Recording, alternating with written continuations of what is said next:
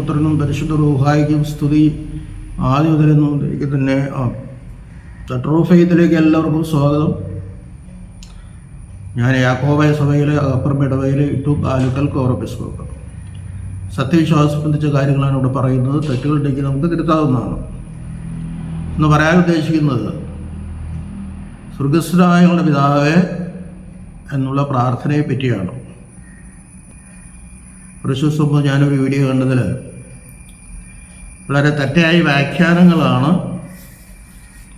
ചിലതൊക്കെ ശരിയുണ്ട്, അധിക ഭാവവും തെറ്റാണ് ഒരു പാസ്റ്റർ അതിന് പറഞ്ഞിരിക്കുന്ന വ്യാഖ്യാനങ്ങൾ. സ്വർഗസ്ഥനായ ഞങ്ങളുടെ പിതാവേ, പിതാവേ എന്നുള്ള വാക്ക് പഴയ നിയമത്തിലുണ്ടെങ്കിലും ശരിയായ പൊരുള് വ്യക്തമായിട്ട് കാണുന്നത് കർത്താവ് നമുക്ക് പിതാവിനെ പറ്റി വെളിപ്പെടുത്തി തന്നപ്പോഴാണ്. ഈ പ്രാർത്ഥന പെന്തിക്കോസ്തുകാർ ചൊല്ലുന്നില്ല.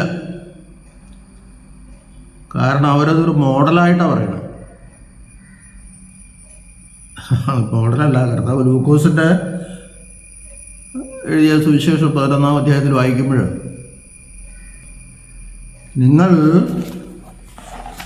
പ്രാർത്ഥിക്കുമ്പോൾ ചൊല്ലേണ്ടിയത് എന്നാണ് 11:2 പറയുന്നത്. എന്ന് പറഞ്ഞാണ് സ്വർഗസ്ഥനായ പിതാവ് നിങ്ങൾ പ്രാർത്ഥിക്കുമ്പോൾ ചൊല്ലേണ്ടിയത്. അത് മാതൃകയൊന്നുമല്ല. മത്തായി ഈ വട്ടം പ്രാർത്ഥിപ്പരെന്ന് പറഞ്ഞപ്പോൾ അവരത് മാതൃകയാക്കി. ചൊല്ലേണ്ടിയതെന്ന് പറഞ്ഞു. പാസ്റ്റർ പറഞ്ഞാൽ അത് 3.5 കൊല്ലം കാലത്തേക്കേ ഉള്ളൂ. അത് കഴിഞ്ഞാൽ പിന്നെ ചൊല്ലേണ്ട ആവശ്യമില്ല. അത് പിന്നെ പറയാം. ഇവർ ചൊല്ലാത്ത, ഇവർക്ക് ശരിയായ മാമോദിസ കിട്ടിയിട്ടില്ല. അവർ മക്കളല്ല. ഇത്ര സ്വീകാര്യത്തിൻ്റെ നല്ലവർ ഇവർക്ക് കിട്ടിയിട്ടില്ല. ശരിയായ മാമോദിസായും പരിശുദ്ധാത്മാവിൻ്റെ മുദ്രയും അതിനൊക്കെ പറ്റി അതിനു മുമ്പ് പറഞ്ഞിട്ടുണ്ട്. വേദവാക്യങ്ങൾ ഉദ്ധരിച്ചിട്ടുണ്ട്. അതിന് പറയേണ്ട കാര്യമില്ല. അവർക്ക് കിട്ടാത്തതുകൊണ്ടാണ്. പരിശുദ്ധാത്മാവ് തന്നെ അവർക്ക് തോന്നിക്കലില്ല ഈ പ്രാർത്ഥന ചൊല്ലുവാനായിട്ട്. അത് 30-ാം വയസ്സിലാണ് കർത്താവ് സുവിശേഷകാലം തുടങ്ങിയത് പരസ്യമായിട്ട്. 30-ാം വയസ്സിൽ തുടങ്ങാൻ കാരണം യഹൂദന്മാർ ഒരു പുരോഹിതനായിട്ട് ഒരാളെ അംഗീകരിക്കണമെങ്കിൽ 30 വയസ്സ് കഴിയണം. 12-ാം വയസ്സിൽ താൻ അവരെ ബോധ്യപ്പെടുത്തിയതാണ്. എല്ലാ നിയമങ്ങളൊക്കെ എനിക്കറിയാം. പക്ഷെ 30 വയസ്സ് കഴിയാതെ പുരോഹിതനായിട്ട് അംഗീകരിക്കില്ല. യോഹന്നാൻ മുത്താനും അങ്ങനെ തന്നെയാണ്. അപ്പോൾ ഇവിടെ ഈ 3 കൊല്ലക്കാലം കഴിഞ്ഞാൽ പോരാ. അത് കഴിഞ്ഞാലും പ്രാർത്ഥന വേണം. അത് ഞാൻ പിന്നാലെ പറഞ്ഞോളാം. ഇപ്പോൾ നമുക്ക് ഞാൻ വളരെ ചുരുക്കമായിട്ട് പറയുന്നുള്ളൂ. വിശദമായിട്ട് പറഞ്ഞ ഇവിടെ നിൽക്കില്ല. ആദ്യത്തെ വാചകം 11-ന്റെ മത്തായി 9-ന്റെ 6-9 നിന്റെ നാമം പരിശുദ്ധമാക്കപ്പെടണമേ. എന്താ അങ്ങനെ പ്രാർത്ഥിക്കാൻ പറഞ്ഞു? കർത്താവിൻ്റെ നാമം ഇപ്പോഴും പരിശുദ്ധമല്ലേ? നമ്മൾ പ്രാർത്ഥിച്ചിട്ട് അവരുടെ നാമം വിശുദ്ധമാകാനുമില്ല, വിശുദ്ധത കുറയാനുമില്ല, കൂടാനുമില്ല. പാസ്റ്റർ പറയുന്ന അവൻ്റെ നാമം എന്നും മഹത്വമുള്ളതാണ്. അവിടെ ഇരുന്നോളൂ. അങ്ങനെ തന്നെ അതിന് മാറ്റമില്ല. അതങ്ങനെ സംഭവിക്കുന്നുണ്ട്. അതിന് ആരും സമ്മതിക്കണം. പക്ഷെ ഇവിടെ പറയുന്ന അർത്ഥം അതല്ല. പരിശുദ്ധമാക്കപ്പെടണമേ. എന്നും അങ്ങനെ തന്നെ ആയിരിക്കണമെന്നാണ്. എന്നും തന്നെ അങ്ങനെ തന്നെയാണ്. നമ്മൾ പ്രാർത്ഥിച്ചില്ല അങ്ങനെ തന്നെയാണ്. പക്ഷേ ഞാൻ മൂലം നിന്റെ നാമം മലിനമാകാനിടയാകരുത്. ജാതികളുടെ ഇടയിൽ എൻ്റെ പ്രവർത്തനമോ എൻ്റെ സംസാരമോ എൻ്റെ മറ്റു കാര്യങ്ങൾ കൊണ്ടോ നിന്റെ നാമം മലിനമാകാൻ ഇടയാകരുത്. തൻ്റെ നാമത്തെ പ്രത്യേകമായി വഹിക്കുന്ന ആളുകൾ, വിശ്വാസികൾ, തങ്ങളുടെ അശുദ്ധമായ നടപടികൾ മൂലം അതിനനുയോജ്യമല്ലാത്ത നിലയിൽ ജീവിക്കുന്ന പക്ഷം ഇതിലപ്പുറമായി അപമാനം ആ നാമത്തിന് വേറെ സംഭവിക്കാനില്ല. റോമർ 2:24 വായിക്കുമ്പോൾ അറിയാം. വിശ്വാസികളായി നമ്മൾ അവിശുദ്ധ നാമത്തിന്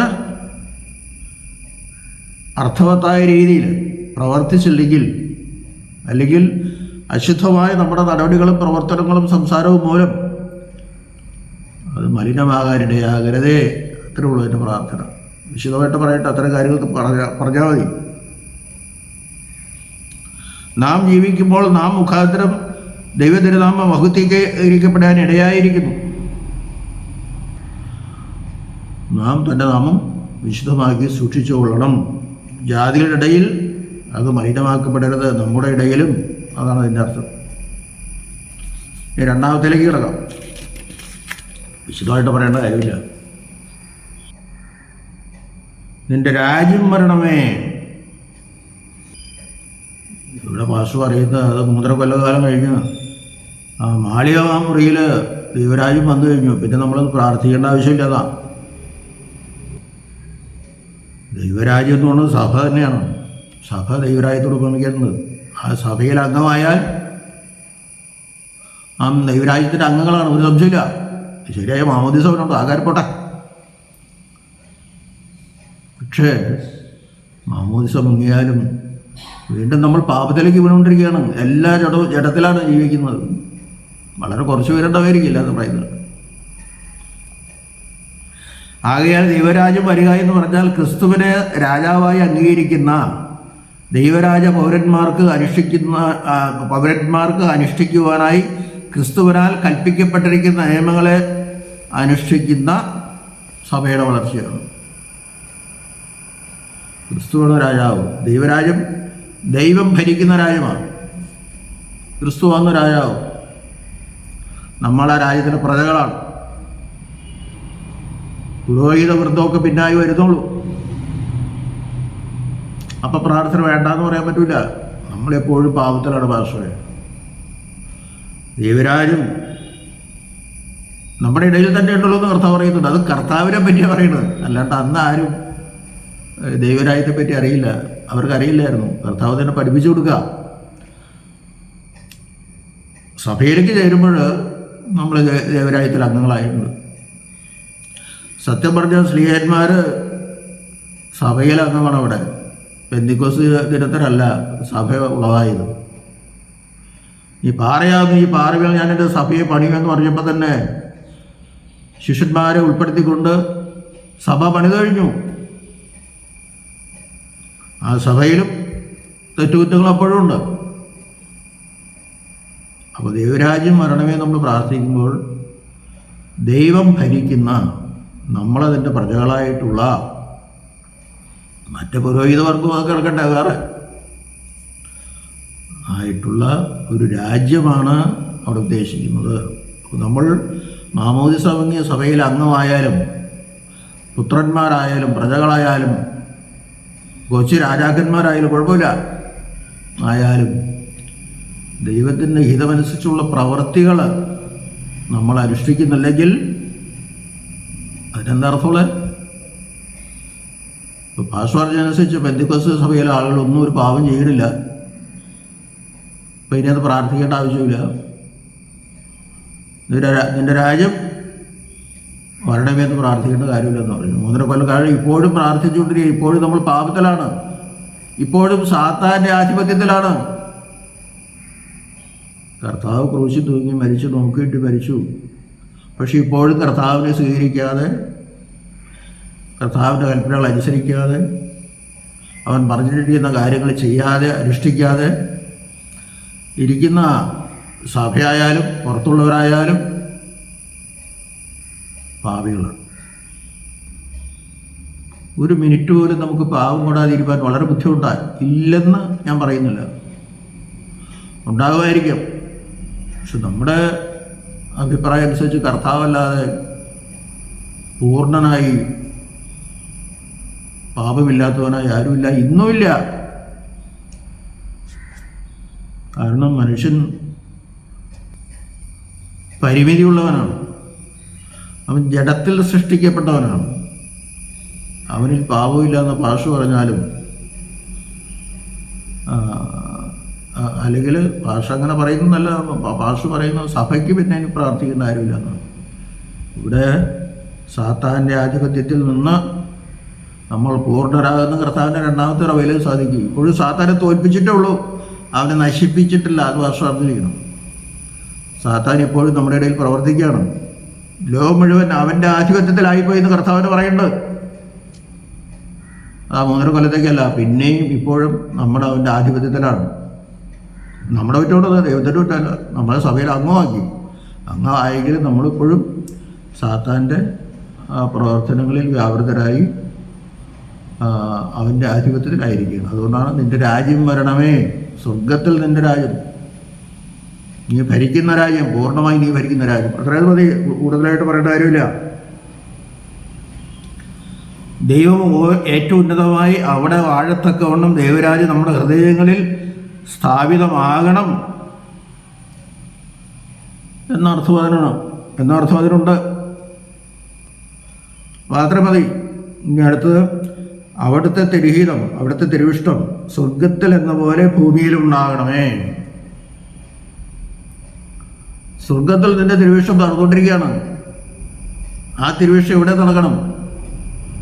പാസ് പറഞ്ഞതല്ല, സ്വർഗത്തിൽ നിന്റെ ഗീതം ഞങ്ങൾക്ക് നടക്കണേ, ഞങ്ങളോട് പ്രാർത്ഥിക്കണേ. കല്യാണം വന്നാലും നിന്റെ ഗീത പ്രകാരം നടക്കണം, ഞങ്ങളൊന്നും പറയണില്ല. ഇവിടെ കല്യാണത്തിൻ്റെ കാര്യമൊന്നും അല്ല ഇവിടെ പറയണത്. നിന്റെ ഗീതം സ്വർഗത്തിൽ, നിന്റെ ഇഷ്ടം സ്വർഗത്തിലെങ്ങനെ നടക്കണേ. അവിടെ മാലാഖമാരെപ്പോഴും അവനെ സ്തുതിച്ചുകൊണ്ടിരിക്കുകയാണ്. യെഹെസ്കേൽ 3:12 പറയുന്ന പോലെ കർത്താവിൻ്റെ തിരുനാമം എന്നെന്നും വാഴ്ത്തപ്പെടുമാറാകട്ടെ. എന്നേക്കും തൻ്റെ ഇടത്തിൽ നിന്ന് കർത്താവിൻ്റെ ബഹുമാനം വാഴ്ത്തപ്പെട്ടതാകുന്നു. ദൈവമേ നീ പരിശുദ്ധനാകുന്നു, ബലവാനെ നീ പരിശുദ്ധനാകുന്നു, മരണമില്ലാത്തവനെ നീ പരിശുദ്ധനാകുന്നു ഞങ്ങളെപ്പോഴും ചൊല്ലാണ്. മാലാഖമാരുടെ സ്തുതിപ്പാണ് ഞങ്ങൾ ചൊല്ലുന്നത്. ഇത് എപ്പോഴും ഇങ്ങനെ ചൊല്ലിക്കൊണ്ടിരിക്കണം. ഐശയ്യാവ് 6-ാം അധ്യായത്തിൽ അതുണ്ടല്ലോ. ഐശയ്യാവ് കണ്ടില്ലേ, നീ പരിശുദ്ധൻ പരിശുദ്ധൻ പരിശുദ്ധൻ എന്ന് 6 തട്ടഹസിക്കുന്ന മാലാഖമാരോടെ കണ്ടില്ലേ. ആ ഇഷ്ടം ഇവിടെ വരണമെന്ന് പറഞ്ഞ സ്വർഗത്തിലെ പോലെ അതിവിടെ നിറവേറണം. അങ്ങനെയാ ദൈവരാജ്യം പൂർണ്ണമാവുകയുള്ളൂ. അങ്ങനെ ദൈവരാജ്യം നടപ്പിലാവുകയുള്ളൂ. കർത്താവിൻ്റെ 2ാമത്തെ ലെവലിലേ പൂർണ്ണമാവുള്ളൂ. അതിന് ദൈവരാജ്യം ശക്തിയോടെ വരുന്നത് നിങ്ങൾ കാണുമെന്ന് പറഞ്ഞു കഴിഞ്ഞാൽ പരിശുദ്ധ ഇറങ്ങിയപ്പോഴുള്ളത് കർത്താവിൻ്റെ 2ാമത്തെ വരവിലെ ആ ദൈവരാജ്യത്തിൻ്റെ പൂർണ്ണത. പറഞ്ഞല്ലേ, യെരൂശലേം എന്ന പുതിയ നഗരം സ്വർഗത്തിൽ ഇറങ്ങി വരുന്നു കാണുന്നു എന്നൊക്കെ ആ സമയത്ത് കാണുന്നതിന് പൂർണ്ണത വരണം. ഇപ്പം പൂർണ്ണതയില്ല, പ്രവേശിച്ചു കഴിഞ്ഞു. പക്ഷെ നമ്മുടെ ജീവിതമാണ് കുഴപ്പമുണ്ടാകണത്. അതിൽ പെന്തക്കോസ്തുകാരുടെ ജീവിതം നല്ലതാണെന്ന് അവർ വേഗം സ്വർഗത്തിലേക്ക് എടുക്കപ്പെടുന്നു പറഞ്ഞുള്ളത് യാതൊരു അർത്ഥമില്ല. അങ്ങനെയല്ല അതിൻ്റെ വ്യാഖ്യാനം കിടക്കുന്നതെന്ന് ഓർത്തുകൊള്ളണം. പിതാവിൻ്റെ ഇഷ്ടവും പുത്രൻ്റെ ഇഷ്ടവും ഒന്ന് തന്നെ എന്ന നിലയിൽ ജീവിച്ച് കർത്താവ് നമുക്ക് കാണിച്ചു പോലെ നാളും ജീവിക്കണം. അതാണ് അവിടുത്തെ ഇഷ്ടം നിറവേറ്റാൻ പ്രേരകമായിട്ടുള്ളത്. കർത്താവ് ക്രിസ്തുവിൻ തൊട്ടത്തിൽ സമർപ്പിച്ചു കൊടുത്തല്ലേ, എൻ്റെ ഇഷ്ടമല്ല നിൻ്റെ ഇഷ്ടം നടക്കട്ടെ. അത് തൻ്റെ ക്രൂശ് മരണത്തെ പറ്റിയുള്ള അല്ലെങ്കിൽ തൻ്റെ ദൗത്യത്തെ പറ്റിയുള്ള നിർവഹണത്തെ പറ്റിയുള്ള ചിന്തയാണ്. ദൈവേഷ്ടത്തിൻ്റെ വിരുദ്ധമായി അത് വിനിയോഗിക്കുന്നത് ദൈവത്തിന് പ്രീതികരമല്ലെങ്കിലും അങ്ങനെ ചെയ്യുവാനുള്ള സ്വാതന്ത്ര്യം മനുഷ്യരുണ്ട്. ഇവിടെയാണ് ശ്രദ്ധിക്കേണ്ടത്. നമ്മളെ ദൈവം സൃഷ്ടിച്ചു എങ്കിലും നമുക്ക് സ്വാതന്ത്ര്യം തന്നിട്ടുണ്ട്. എങ്കിലും ആ സ്വാതന്ത്ര്യം നാം ദുർവിനിയോഗം ചെയ്യരുത്. അങ്ങനെ ദുർവിനിയോഗം ചെയ്യുമ്പോൾ ദൈവത്തിൻ്റെ ഇഷ്ടം ഇവിടെ നടക്കില്ല. സ്വർഗത്തിൽ ആരും ദുർവിനിയോഗം ചെയ്യുന്നില്ല. ഈ പഴം പറിക്കുകയോ പറിക്കാതിരിക്കുകയോ ചെയ്യാം, സ്വാതന്ത്ര്യമുണ്ട് എന്ന് പറഞ്ഞ പോലെ നമുക്ക് കിട്ടിയിരിക്കുന്ന സ്വാതന്ത്ര്യം ദുർവിനിയോഗം ചെയ്യാതെ ദൈവത്തിന് ഇഷ്ടപ്പെട്ട രീതിയിൽ സ്വർഗത്തിൽ മാലാഖമാർ പ്രവർത്തിക്കുന്ന പോലെ ദൈവത്തിൻ്റെ ഇഷ്ടമനുസരിച്ചും ദൈവത്തിൻ്റെ കൽപ്പനയനുസരിച്ചും അവിടെ പ്രവർത്തിക്കുന്നവർ, അതുപോലെ നമ്മളും എന്നെന്നും ദൈവത്തെ സ്തുതിക്കുന്നവരായിരിക്കണം. സ്വർഗത്തിൽ ദൈവദൂതന്മാർ ഇങ്ങനെ പരിപൂർണമായി ദൈവ ഇഷ്ടത്തിന് വിധേയരായി സദാ ദൈവത്തെ മഹത്വപ്പെടുത്തിക്കൊണ്ടും ആജ്ഞകളെ അക്ഷരപ്രതി നിർവഹിച്ചുകൊണ്ടും ഇരിക്കുന്നു. ഈ സ്ഥിതി ഭൂമിയിലും വന്നു ചേരണം. അതാണ് അതിൻ്റെ അർത്ഥം. അത് മനസ്സിലാക്കുക.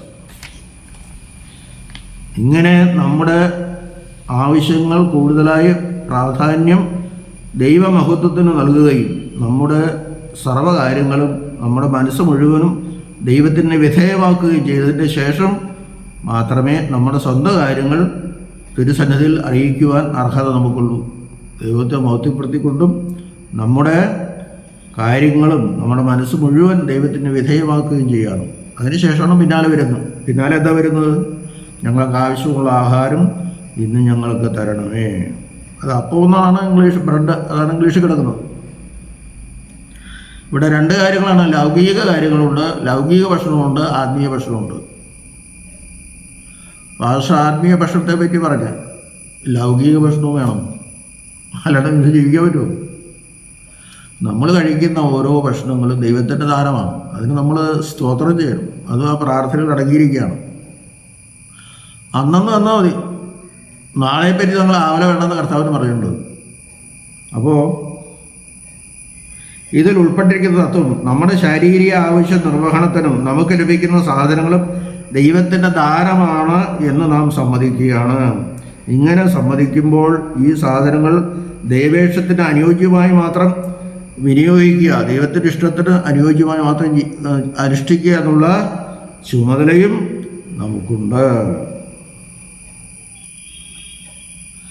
സുഖഭോഗങ്ങൾക്കായി ദൈവത്തോട് പ്രാർത്ഥിക്കുന്നത് അനുചിതമാണ് എന്ന് നാം ഗ്രഹിക്കണം. ഭാഷ പറയണത് ആത്മീയാർത്ഥമാണ് അദ്ദേഹം പറയുന്നത്. യോഹന്നാൻ്റെ 4:26 പ്രകാരം ശമരിയ സ്ത്രീയോട് സംസാരിക്കുന്നതാണ്. നിങ്ങൾ അറിയാത്ത ഭക്ഷണം എനിക്കുണ്ട്, ഭക്ഷിക്കാനുണ്ട് എന്ന് പറയും. എന്നെ അയച്ചവൻ്റെ ഇഷ്ടം പ്രവർത്തിക്കുന്നതാണ് എൻ്റെ ആഹാരം. അതൊക്കെ വളരെ ശരിയാണ്. അത് നമ്മൾ ചെയ്യാൻ ബാധ്യസ്ഥരാണ്. നമുക്കും ആ ആഹാരത്തിന് വേണ്ടി നമ്മൾ പ്രാർത്ഥിക്കുന്നുണ്ട്. പക്ഷെ ഞാൻ സ്വർഗത്തിൽ നിന്ന് ഇറങ്ങി വന്ന അപ്പമാകുന്ന അർത്ഥമാണ്. അപ്പം എന്നൊന്ന് കർത്താവ് പറഞ്ഞപ്പോൾ സ്വർഗത്തിൽ നിന്ന് ഇറങ്ങിയ അപ്പം വിശുദ്ധ കുർബാനയാണ്. ഞങ്ങളങ്ങനെ വിശ്വസിക്കുന്നു. അന്നാ വർഷിച്ചതുപോലെയല്ല സ്വർഗത്തിൽ നിന്ന് ഇറങ്ങിയ അപ്പം ഞാനാണ്. ഇത് നിങ്ങൾ ഭക്ഷിച്ചാലേ നിങ്ങൾക്ക് ജീവനുള്ളൂ. അപ്പോൾ ദിവസവും നിങ്ങൾ ജീവനിൽ പുതുക്കപ്പെടാൻ എല്ലാ പള്ളികളിലും ദിവസവും കുർബാനയുണ്ടെന്ന് പറയാനുള്ള അങ്ങനെ ദിവസവും വേണമെന്ന് സഭ പഠിപ്പിക്കുന്നുമില്ല. കാരണം ഒരു കുർബാന അനുഭവിച്ചാൽ 40 ദിവസത്തേക്ക് അതിന് അനുഭവം ഉണ്ടാകും എന്നൊക്കെ സഭയുടെ വിശ്വാസം. നിങ്ങൾ വിശ്വസിക്കണമെന്നല്ല. അതുകൊണ്ട് സ്വർഗത്തിൽ നിന്ന് ഇറങ്ങി വന്ന അപ്പം ഞാനാണ്. ഏലിയാവിന് കാക്ക അപ്പവും വെള്ളമൊക്കെ കൊടുത്തപ്പോൾ 40 ദിവസം അവൻ ഓടി. 40 ദിവസം ഹോറേബ് പർവ്വതത്തിൽ ചെന്നാണ് പിന്നെ അവൻ ഭക്ഷണം കഴിക്കുന്നത്. എൻ്റെ ശരീരം പക്ഷേ എൻ്റെ രക്തം പിടിക്കുന്നതിനുള്ളിൽ ജീവനുണ്ട്, അല്ലാത്തവനില്ലെന്ന് പറയുന്നത്. ആ ജീവനിൽ നമ്മൾ പുതുക്കപ്പെട്ടുകൊണ്ടിരിക്കണം. അതിനാണ് വിശുദ്ധ കുർബാന. അതും ഇതിനകത്തുണ്ട്. അപ്പോൾ ശബരിയ ആ കാര്യം മാനസാന്തരപ്പെടുത്തിയതുപോലെ അത് ആത്മീയമായ ഭക്ഷണമാണ്. അത് സമ്മതിക്കണം. ഇതൊന്നും യാക്കോബുകാർക്കോ ഓർത്തഡോക്സുകാർക്കോ കത്തോലിക്കർക്കോ ഓർത്തഡോക്സുകാർക്കോ ഒന്നും അറിയില്ലെന്ന് അദ്ദേഹം പറയുന്നു. ആ പറയുന്നതന്നെ വലിയൊരു പാവമാണ് പാസ്റ്ററെ. മനുഷ്യനെപ്പോഴും പാവത്തിലാണ്. നമ്മൾ ഒരു മിനിറ്റ് പോലും പാവത്തിൽ നിന്ന് ഒഴിഞ്ഞിരിക്കുന്ന നമുക്ക് സാധ്യമല്ല. കാരണം നമ്മൾ എന്തെങ്കിലും കുറ്റം പറയും, അല്ലെങ്കിൽ മനസ്സിലും ഉണ്ടാകും കുറ്റം. പറഞ്ഞില്ലെങ്കിലും മനസ്സിൽ പറഞ്ഞാൽ മതിയല്ലോ. ഇങ്ങനെ ഭാഷ അഹങ്കരിക്കുന്ന തന്നെ വലിയൊരു പാവം. അഹങ്കാരം പാടില്ല. അപ്പോൾ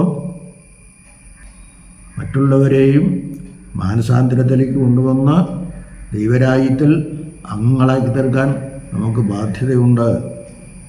അംഗങ്ങളാക്കി തീർക്കുമ്പോൾ അവരും ദൈവരാജ്യത്തിന് അവകാശികളായിട്ട് വരട്ടെ. എന്നാൽ പ്രാർത്ഥന തുടർന്നുകൊണ്ടേയിരിക്കണം. ഒരിക്കലും മുടക്കാൻ പാടില്ല. പിന്നെ മറ്റ് പ്രാർത്ഥന ഞങ്ങളുടെ അടക്കാരോട് ഞങ്ങൾ ക്ഷമിച്ചതുപോലെ അടക്കുന്ന ഭാവങ്ങൾ ഞങ്ങൾ ക്ഷമിക്കണം. അതിനെപ്പറ്റി അദ്ദേഹം വിശദീകരിക്കുന്നില്ല. അതുകൊണ്ട് ഞാനും ആ ഭാഗത്തേക്ക് വരുന്നില്ല. ഇനി അദ്ദേഹം അത് വിശദീകരിക്കുകയാണെങ്കിൽ ആ ഭാഗത്തേക്ക് വരാം.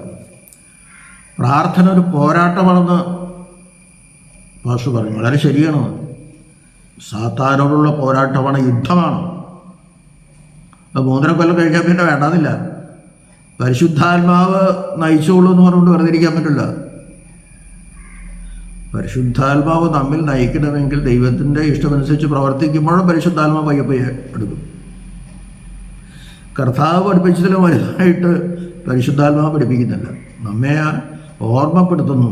കർത്താവ് പഠിപ്പിച്ച കാര്യങ്ങൾ ഓർമ്മപ്പെടുത്തി അത് ശരിയായ വ്യാഖ്യാനം തന്ന് നമ്മെ പ്രാർത്ഥനയിലൂടെ വഴി നടത്തി ദൈവരാജ്യത്തിൻ്റെ പൂർണ്ണതയിലേക്ക് നമ്മെ എത്തിക്കാൻ പരിശുദ്ധാത്മ നമ്മെ സഹായിക്കും. പുതിയ അറിവ് പരിശുദ്ധാത്മ വരുന്നില്ല, അത് പാർശ്വപ്പോഴും മനസ്സിലാക്കണം. അല്ലെങ്കിൽ പരിശുദ്ധാത്മാവിൻ്റെ പ്രവൃത്തിയാണെന്ന് പറഞ്ഞാൽ നമ്മൾ പ്രാർത്ഥിക്കാതിരിക്കാനൊന്നും പറ്റില്ല.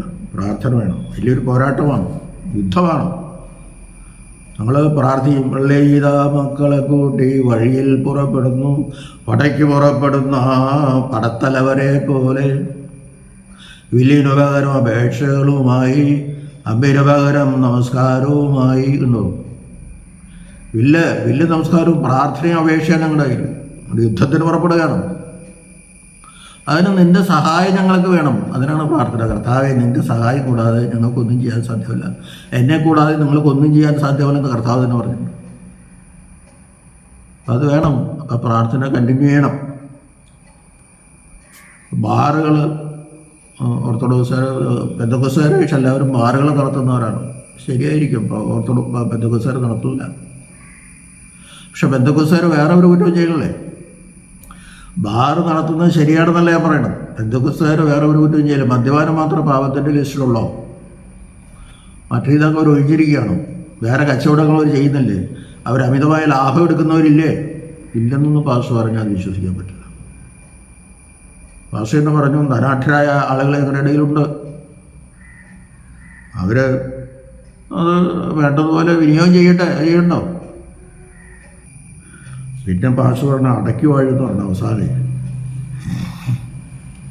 കർത്താവിൻ്റെ രാജ്യത്തിൽ അവൻ്റെ കൂടെ സിംഹാസനത്തിലിരുന്ന് പെന്തക്കോസ്തുകാരും മിക്കവാറും പെന്തക്കോസ്തുകാരെ സ്വർഗത്തിലെത്തുള്ളൂ എന്നാണ് അദ്ദേഹം പറയുന്നത്. പോട്ടെ, അവരവിടെ ചെന്ന് അടക്കി വാഴും. അപ്പോൾ രണ്ടാമത്തെ വരവിൽ എല്ലാവരും എടുക്കപ്പെട്ടു. ആവാലവൃദ്ധം ജനങ്ങൾ അന്നാണ് എടുക്കപ്പെടുന്നത്. അല്ലാണ്ട് പെന്തക്കോസ്തുകാർ മാത്രം ആദ്യത്തെ വരവിൽ എടുക്കപ്പെടുന്നൊന്നും വേദോസിൽ പറഞ്ഞിട്ടില്ല. റാപ്ചറൊന്നും അവിടെ ഇല്ല. അത് തെറ്റായി വ്യാഖ്യാനിക്കുന്നതുകൊണ്ടുണ്ടാകണതാണ്. 1000 ആണ്ട് വാഴ്ച ഇപ്പം തന്നെ നമ്മളിലുണ്ട്. കർത്താവ് നമ്മിൽ വാഴോട്ടിരിക്കുകയാണ്. കർത്താവ് വാഴാത്തൊരു സമയമില്ല. പക്ഷെ നമ്മൾ കർത്താവിനാണ് കീഴ്പ്പെട്ട് കൊടുക്കാനില്ല. അതാണ് വിഷയം. നമ്മൾ ദൈവരാജ്യം വന്നപ്പോൾ തന്നെ പൂർണ്ണമായിട്ട് പെന്തക്കോസ്ത് ദിവസത്തിൽ കുറേ പേര് മാമോദീസ മുങ്ങിയപ്പോൾ തന്നെ പിന്നെ ഒരു പാവം ചെയ്യില്ല എന്ന് പറയാൻ പറ്റുമോ? ഞാനത് വീണ്ടും സൂചിപ്പിക്കുന്നില്ല. പിന്നെ പ്രാർത്ഥിക്കുമ്പോൾ ജൽപ്പനം ചെയ്യണം. ജൽപ്പനം ചെയ്യണത് ജാതികളാണ്. ആ ജൽപ്പനം നിങ്ങളിലുണ്ട്. പരിശുദ്ധാത്മ ഇറക്കി വന്നു പറഞ്ഞതുകൊണ്ട് അന്യ ഭാഷ എന്ന് പറയുമ്പോൾ കച്ചട സഭാഗത്തൊക്കെ പറഞ്ഞ് പ്രാർത്ഥിക്കുന്നുണ്ട്. തുള്ളൽ, ഒച്ചെടുക്കൽ, ചാടൽ, ഉരുണ്ട് പറയൽ, ഇതൊക്കെ നിങ്ങളുടെ സഭയിലില്ലേ? പെന്തക്കോസ്തുകാരുടെ ഇടയിലില്ലേ? അതൊക്കെയാണ് ജൽപ്പനങ്ങൾ. അതുകൊണ്ട് ഒരു പ്രാർത്ഥന പല പ്രാവശ്യം ആവർത്തിക്കുന്ന ജൽപ്പനമല്ല. നിങ്ങളും പല പ്രാവശ്യം ആവർത്തിക്കണം. ഒരു വീട്ടിൽ നിന്ന് പ്രാർത്ഥിക്കുന്നത് തന്നെയാണ് മറ്റു വീട്ടിൽ ചെന്ന് പ്രാർത്ഥിക്കും. പിന്നെ ആ വീട്ടിൽ ചെല്ലുമ്പോൾ ആ വീട്ടുകാരാണ് പൊക്കും അവൻ്റെ ആവശ്യങ്ങളൊക്കെ വിസ കൊടുക്കണേ, അത് കൊടുക്കണേ, ഇത് കൊടുക്കണേ എന്ന് പറയും. എഴുതപ്പെട്ട പ്രാർത്ഥനയിൽ അങ്ങനെ ഒരു ദൈവത്തിൻ്റെ വിരോധമായ ഒരു സംഗതി എഴുതപ്പെട്ട പ്രാർത്ഥനയിലില്ല. നിങ്ങളുടെ ചില പ്രാർത്ഥനകളിൽ ദൈവത്തിൻ്റെ വിരോധമായ ശരിയായ പ്രാർത്ഥന അല്ല നിങ്ങൾ ചൊല്ലുന്നത്. അത് ഒരു പരമാർത്ഥമായ കാര്യമാണ് എന്നുള്ളത് സമ്മതിക്കാൻ തരവില്ല. അടക്കി വാഴും. എല്ലാവരും കുറേ പേര് സ്വർഗത്തിൽ പോയി, കുറേ തരത്തിൽ പോയി തരാം. അല്ലെങ്കിൽ എല്ലാവരും സ്വർഗത്തിൽ പോയി തന്നെ വിചാരിക്കാം. പിന്നെ എവിടെ അടക്കി വാഴണേ? ആരെ അടക്കി വാഴണേ? ആരെ അടക്കി വാഴണത്? വേറെ ഭൂമിയിൽ പിന്നെ ആരുമില്ല. ഈ ഭൂമി തന്നെ സ്വർഗമായിട്ട് മാറൂല എന്ന് പറയാനും പറ്റില്ല. പുതിയ ലോകമായിട്ട് ഭൂമി തന്നെ മാറിക്കളയും. നമുക്ക് പറയാൻ പറ്റില്ല കർത്താവിൻ്റെ രണ്ടാമത്തെ വരവിലുള്ള നവ ലോകത്തെപ്പറ്റി. എന്നിട്ട് പുതിയ ലോകത്തിൽ പെന്തക്കോസ്തുകാരും കർത്താവ് ഒരേ സിംഹാസനത്തിലിരുന്ന് അടക്കി വാഴും. അല്ലെങ്കിൽ സ്വർഗത്തിൽ പോകുന്നവരൊക്കെ അടക്കി വാഴും. അങ്ങനെയല്ല. സ്വർഗത്തിൽ ചെന്നാൽ പിന്നെ തൃത്വത്തെ സ്തുതിക്കലാണ് നമ്മുടെ പണി. നമ്മൾ ആരെ അടക്കി വാഴാനല്ല പോണേ. ദൈവത്തെ പോലെ ആകുന്നവരുടെ ദൈവവാഹനം നമുക്ക് പറ്റില്ല. ആ സിംഹാസനത്തിൽ ഇരുത്തും എന്ന് പറഞ്ഞാൽ ദൈവത്തിൻ്റെ കൂടെ ഇരുത്തും എന്നുള്ള അർത്ഥത്തിലല്ല. നമ്മളൊക്കെ സൃഷ്ടാവണം. സൃഷ്ടികളാണ്. ആ സൃഷ്ടികളെന്നും സൃഷ്ടികൾ തന്നെയാണ്. തേജസ്കരിക്കപ്പെട്ട ശരീരമുള്ളത് കൊണ്ടാണ് അവിടെ ഇരിക്കാൻ പറ്റുന്നത്. ആ മാലാഹമാരോട് കൂടെ ആയിരിക്കും നമ്മൾ. സിംഹാസനത്തിൽ നമുക്ക് സീറ്റില്ല. എൻ്റെ കൂടെ നിങ്ങൾ ഇരുത്തുമെന്ന് വെച്ച് കഴിഞ്ഞാൽ എൻ്റെ സിംഹാസനത്തിൽ ഇരുത്തുന്ന കർത്താവ് പറഞ്ഞാലും പിതാവിനോടും പുത്രനോടും പരിശുദ്ധ റൂഹായോടൊപ്പം ഇരിക്കാൻ നമുക്ക് എന്ത് കഴിവുണ്ട്? നമ്മൾ ആ തൃത്വത്തെ സ്തുതിച്ച് ആരാധിച്ച് എന്നും കഴിയുക തന്നെ ചെയ്യും. ഒരു കാര്യം കൂടെ പറഞ്ഞിട്ട് ഞാൻ അവസാനിപ്പിക്കുകയാണ്. പുളിപ്പിൻ്റെ കാര്യം അങ്ങനെ അദ്ദേഹം പറഞ്ഞു. സഭയുടെ വിശ്വാസവും വേദപുസ്തക അടിസ്ഥാനം നോക്കണം. ലൂക്കോസ് 22:15 മുതൽ വായിക്കുമ്പോൾ പഴയ നിയമ പെസഹ പൂർത്തിയാക്കി പുതിയ നിയമ പെസഹ കർത്താവ് സ്ഥാപിച്ചു. അതാ പുതിയ നിയമ പെസഹയാണ് വിശുദ്ധ കുർബാന. അവിടെ പുളിപ്പുള്ള അപ്പമാണ് കർത്താവ് എടുത്തത്. അത് വേദപുസ്തകത്തിൽ പറഞ്ഞിട്ടില്ലെങ്കിലും അതിൻ്റെ ചരിത്രത്തിൽ പറഞ്ഞവരോട് പറയാറുണ്ട്. അതുകൊണ്ട് ദീർഘമായിട്ട് പറയുന്നുണ്ട്. അന്ന് ശാബത ഒരു ശനിയാഴ്ചയായിരുന്നു, അന്ന് തന്നെ പെസഹയായിരുന്നു.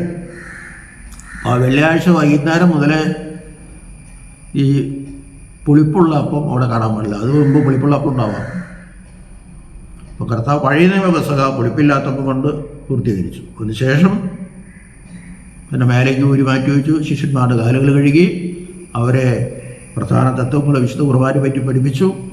പുളിപ്പുള്ള അപ്പം എടുത്ത് അത് കൊണ്ട് വിശുദ്ധ കുർബാന സ്ഥാപിച്ചു.